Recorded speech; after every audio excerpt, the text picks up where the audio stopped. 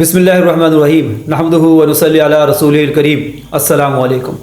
फ़लस्तीन के मुसलमानों पे जो हालात गुजर रहे हैं वो होश रुबा भी हैं, तकलीफ़ दे भी हैं। जो आंखें उनको देखती हैं वो अश्कबार हो जाती हैं, जब कान उनको सुनते हैं तो दिल दहल जाते हैं, जब ज़ुबान उनको बोलती है तो रूह कांप उठती है। लेकिन इस बात का अंदाज़ा लगाना मुश्किल है कि ज़्यादा हैरान कुन क्या है, उनके ऊपर होने वाले मज़ालिम या उसको देख कर भी मुसलमान के वैसे आमाल। आम आवाम हुक्मरानों को गलत कहने में मसरूफ़ है, हुक्मरान आलमी तंजीमों को गलत कहने में मसरूफ़ है। कोई भी अपना काम करने पर राज़ी नहीं, हर एक दूसरे को गलत कहकर अपने आप को तसल्ली दे के बैठ जाता है कि मैं क्या कर सकता हूँ। ये बात समझना कितनी की मुश्किल है कि अल्लाह ताला की फर्मा बरदारी से अल्लाह ताला की मदद आती है और अल्लाह ताला की नाफरमानी से अल्लाह ताला काफिर को मुसलमानों पे मुसल्लत करते हैं। कहीं ऐसा तो नहीं है कि उन पर होने वाले जुल्म सितम के ज़िम्मेदार हम भी हैं, हम और आग में तेल डाल रहे हैं। कुरान करीम जो कि अल्लाह ताला का कलाम है, अल्लाह ताला का कानून है, हमें अल्लाह ताला का पैगाम है, उसमें साफ साफ लिखा है, जिसका मफहूम है कि ये जो कुफ़ार हैं ये जानवर हैं, बल्कि जानवरों से भी बदतर हैं। अब आपका क्या ख्याल है, अगर जंगल में एक जानवर जा रहा हो और उसके पीछे पीछे उसकी पैरवी करते हुए, उसके तरीक़ों पर चलते हुए एक इंसान जा रहा हो, तो वो जानवर ज़्यादा बेवकूफ़ है या वो इंसान ज़्यादा बेवकूफ़ है? अगर एक जानवर से एक इंसान बेवकूफ़ बन जाए तो ये इस बात की निशानी नहीं कि वो जानवर बहुत शातिर है, वो जानवर बहुत अक्लमंद है, बल्कि इस बात की निशानी है कि ये इंसान अपने अशरफुल मखलूक़ात होने के दर्जे को गिरा चुका है। हम आज इस बात की जिंदा जावेद तस्वीर बने हुए हैं। बड़ी शर्म की बात है कि जब कुफ़ार जंग में कूद रहे हैं तो हम उसे अल्लाह की मदद करार दे रहे हैं। बेशक अल्लाह को शुक्र अदा करना चाहिए, ये अल्लाह की मदद हो भी सकती है, उनकी कोई चाल भी हो सकती है, लेकिन सोचने की बात यह है कि हम खुद क्या कर रहे हैं। क्या हमारे अमाल ऐसे हैं कि अल्लाह ताला की मदद आए? क्या हमारे अमाल ऐसे हैं कि अल्लाह ताला हम पर रहम करें? क्या हमारे अमाल ऐसे हैं कि अल्लाह ताला हम पर काफिर को मुसल्लत ना करें? क्या हमारे अमाल ऐसे हैं कि हमें अल्लाह ताला जन्नत वालों में शामिल कर दें? क्या हमारे अमाल ऐसे हैं कि अल्लाह ताला हमें नेकोकारों में लिख लें? क्या हमारे अमाल ऐसे हैं कि अल्लाह ताला हमें मुसलमानों के सपा सलारों में, उनकी फ़ौजों में शामिल करने को मुनासिब समझे? क्या हमारे अमाल ऐसे हैं कि अल्लाह ताला हमारे ज़रिए मुसलमानों को तरक्की दें? क्या हमारे अमाल ऐसे हैं कि अल्लाह ताला हमारे ज़रिए ज़मीन व आसमान के ख़जाने खोल दें? क्या हमारे अमाल ऐसे हैं कि अल्लाह ताला हमसे राज़ी हों? क्या हमारे अमाल ऐसे हैं कि सहाबा रज़ी अल्लाह ताला अन्हुम अजमईन को हम चेहरा दिखाने के काबिल हों? क्या हमारे अमाल ऐसे हैं कि हमारे ज़रिए नबी सल्लल्लाहु अलैहि वसल्लम की आंखों को ठंडक पहुँचती हो? क्या हमारे अमाल ऐसे हैं कि हमारे ज़रिए हमारी माँओं बहनों की, हमारे बच्चों की, हमारे बड़ों की, हमारे भाइयों की इज़्ज़त व नामूस महफूज रहे? क्या हमारे अमाल ऐसे हैं कि कुफर हमसे डरे? क्या हमारे अमाल ऐसे हैं कि हम खुद को मोमिन कह सकें? हम सब जानते हैं कि इसका जवाब नफ़ी में है। हमें यह तो बहुत गिला है कि हुकूमतें किस तरीके से इस बात पर राज़ी है कि कंसर्ट्स करवाए जाए, फहाशी फैलाई जाए। देखिए, एक सिंपल सा कानून है, डिमांड होती है तो सप्लाई पहुंचाई जाती है। किसी चीज़ की जब डिमांड क्रिएट की जाती है तो मार्केट में चीज़ बेचने के लिए कोई ना कोई कारोबारी उतर ही आता है। डिमांड कैसे है हमारे अंदर? हमारे माशरे में अभी तक हम लोग बेहयाई को छोड़ने पर राज़ी क्यों नहीं? कैसे वो सारी तस्वीरें देखने के बावजूद, वो वीडियोस देखने के बावजूद, वो आहो बका सुनने के बावजूद हम लोग इस बात पर राज़ी हैं कि हम लोग फिर अल्लाह ताला की नाफरमानियाँ करते हुए निकलें, बेहया निकलें, बदनज़री करते हुए निकलें, हमारी गाड़ियों में गाना बजाना हो, हमारे घरों में अल्लाह ताला की नाफरमानियाँ हो? कैसे हमारा दिल इस बात पर राज़ी है कि हम नबी सल्लल्लाहु अलैहि वसल्लम की सुन्नतों को छोड़ें? कैसे हमारा दिल इस बात पर राज़ी है कि हम सहाबा रज़ी अल्लाह ताला अन्हुम अजमईन वाली कुर्बानियाँ न करें? कैसे हमारा दिल इस बात पर राज़ी है कि हम चैन की नींद सोएं? कैसे हमारा दिल इस बात पर राज़ी है कि हम कुछ भी ना करें? कैसे हमारा दिल इस बात पर राज़ी है कि हम अपने आप को तसल्ली दे लें? खुदारा, हमें बहुत ज़्यादा होश की ज़रूरत है। ये होश करने का वक्त है। माना कि माज़ी करीब दिखाता यही है कि फ़लस्तीन में मसला पहले भी था, कश्मीर में मसला पहले भी था, एरित्रिया में मसला पहले भी था, अफ़गानिस्तान में मसला हुआ, शाम में मसला हुआ, इराक़ में मसला हुआ। उनके बयानात मौजूद हैं कि हमने फ़लाँ मुल्क में अपना हुक्मरान बिठा दिया, हमने फ़लाँ मुल्क की इकॉनमी तोड़ दी, और हम फिर भी होश करने को तैयार नहीं हैं। ये कैसी अजीब बात है कि हमारा बच्चा वीडियो गेम खेलने में मौजूद है, हम उसे अपग्रेडेड वीडियो गेम्स ला के देना चाहते हैं, हम उसे कार्टून दिखा रहे हैं, और हकीकत यह है कि हम खुद दुनिया में एक गेम का शिकार हो चुके हैं। हम दुनिया में खुद खेल बने हुए हैं।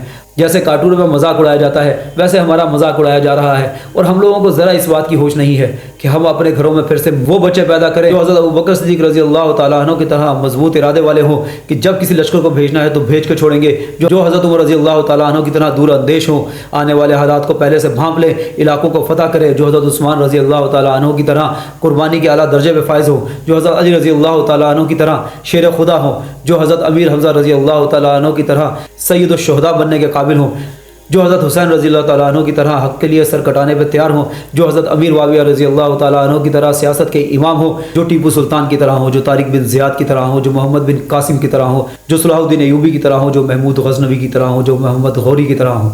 اگر ہم لوگوں نے ابھی بھی ہوش نہیں کرنی ہے ہمیں کس چیز کا انتظار ہے؟ کیوں ہم اپنی تاریخ اپنے بچوں کو نہیں پڑھانا چاہتے؟ کیوں ہم اپنی بیٹیوں کو ایسا نہیں بنانا چاہتے کہ وہ طارق بن زیاد جیسوں کو پیدا کر سکے، ان کی تربیت کر سکے؟ کوئی کمانے میں مصروف ہے، کوئی بننے سنورنے میں مصروف ہے، کوئی اپنی خواہشات کو پورا کرنے میں مصروف ہے، کوئی گانے بجانے میں مصروف ہے، کوئی فحش گوئی میں مصروف ہے، کوئی خواب سجانے میں مصروف ہے، کسی کو حقیقت کی کوئی ہوش ہی نہیں ہے۔ خود سوچئے، اگر ایک ماں اپنے بچے کو یہ کہہ کے سلا رہی ہے کہ بیٹا سو جا ورنہ بلی آ جائے گی، کیا اس گھر میں ٹیپو سلطان پیدا ہو پائے گا؟ کیا وہاں نور الدین زنگی آ پائے گا؟ کیا وہاں پہ عماد الدین زنگی آ پائے گا؟ کیا وہاں عمر بن عبدالعزیز رحمۃ اللہ علیہ جیسے آ سکیں گے؟ ہم لوگ ایک تاریخ رکھتے ہیں، ہم اقبال کو پڑھتے ہیں، آج بھی ہماری کتابوں میں شامل ہے وہ، ہم لوگوں نے اپنا قومی شاعر کہتے ہیں۔ کیا ابھی بھی یہ مٹی نم نہیں ہوئی؟ کیا ابھی بھی یہ گلوں کو پیدا نہیں کر سکتی؟ کیا ابھی بھی ہم ترقی کی راہ پہ نہیں جا سکتے؟ ایک دوسرے کو نیکی کی طرف بلائیے، برائی سے روکیے، اپنے آپ کو یہ بات سمجھائیے۔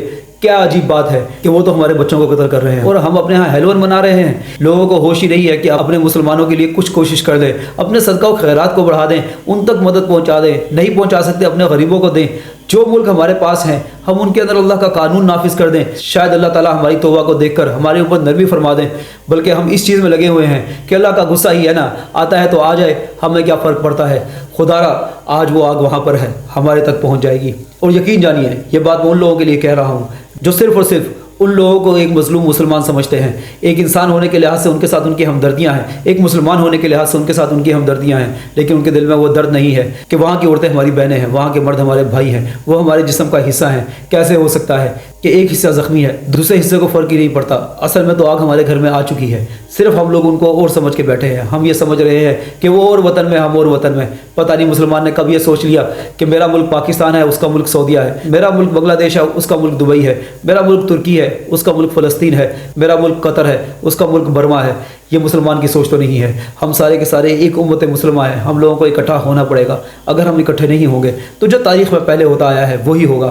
اگر تو یہ آخری وقت ہے تو جو اللہ تعالیٰ نے چھانٹی کا وعدہ کر رکھا ہے وہی چھانٹی ہماری ہوگی۔ اور ہم میں سے جتنے اللہ کو مانتے ہیں پر اللہ کی نہیں مانتے، اللہ تعالیٰ ہمیں خود گمراہیوں میں ڈال دیں گے۔ اور جو اللہ کی ماننے والے ہیں یا تو وہ شہید ہو جائیں گے اور کامیاب ہو جائیں گے، یا وہ غازی رہیں گے اور کامیاب ہو جائیں گے، لیکن فتح صرف وہی لوگ دیکھیں گے۔ اور اگر یہ آخری وقت نہیں ہے تو جیسے پہلے تاتار آئے تھے اسی طریقے سے ہمارا دوبارہ حشر نصر ہوگا، اور اللہ تعالیٰ ہماری جگہ انہی قوموں کو مسلمان کر کے ان سے دوبارہ اسلام کو ترقی دے لیں گے۔ میں پہلے بھی اس بات کو کہہ چکا ہوں کہ یہ بات سمجھنا انتہائی ضروری ہے۔ اللہ تعالیٰ کا وعدہ مومنین کے ساتھ ہے، اس مسلمان کے ساتھ ہے جو اللہ کی کتاب میں مسلمان کہلانے کے قابل ہو، اس مسلمان کے ساتھ نہیں ہے جو خود کو مسلمان کہتا پھرتا ہو لیکن اسلام سے کوئی واسطہ نہ رکھتا ہو۔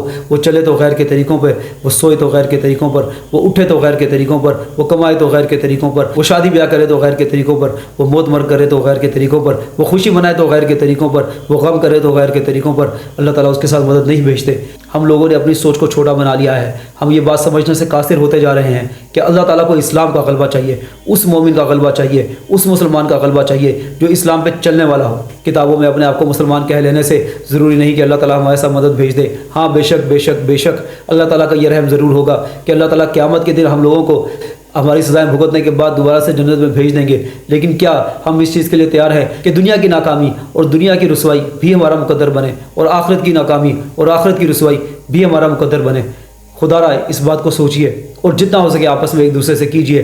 یہ ویڈیو آگے شیئر کر دیں، یہ ویڈیو شیئر کیجئے۔ آپ نہیں ویڈیو شیئر کرنا چاہتے، آپ خود ویڈیو بنا کے اپلوڈ کر دیں، اس کو شیئر کیجئے۔ تاریخ کو اٹھائیں، ویڈیوز میں لے کر آئیں، صحابہ رضی اللہ تعالیٰ عنہ اجمعین کے واقعات کو ویڈیوز میں لے کر آئیں، ان کی شان کو ویڈیوز میں لے کر آئیں۔ ایک دوسرے تک بات پہنچانے کی کوشش کریں، اپنے دوستوں میں اس بات کو کیجئے، اپنے گھر والوں میں اس بات کو کیجئے، اپنی کمائی کی جگہ پر اس بات کو کیجئے۔ لوگوں تک پہنچانے کے لیے سوشل میڈیا کا استعمال کیجئے۔ جتنی جلدی ہو سکے ہمیں اس بات پر آنا ہوگا کہ کسی طریقے سے امت کے اندر جو شعلہ بجھنے کو ہے وہ دوبارہ سے آگ پکڑ دے اور دوبارہ سے روشن ہو جائے اور دوبارہ سے نور پھیلے اسی اسلام کا جس کو ہم لوگوں نے خود اپنی نالائکی سے، ہم لوگوں نے خود اپنی بے حسی سے، ہم نے خود اپنی نفس پرستی سے بدنام کر کے رکھا ہوا ہے۔ تمام مسلمانوں کو ضرورت ہے کہ ہم اپنے گناہوں سے فی الفور توبہ کریں اور اس چیز کا پکا ارادہ کیجئے کہ میں پوری کوشش کروں گا کہ اللہ تعالیٰ کی مان کے چلوں، پھر خطا ہو جائے گی پھر توبہ کر دیجیے گا۔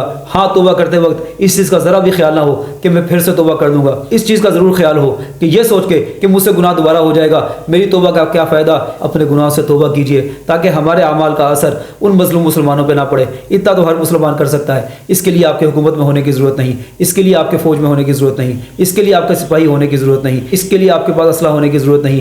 یہ باتیں احادیث سے ثابت ہے، یہ میں اپنی زبان سے نہیں کہہ رہا۔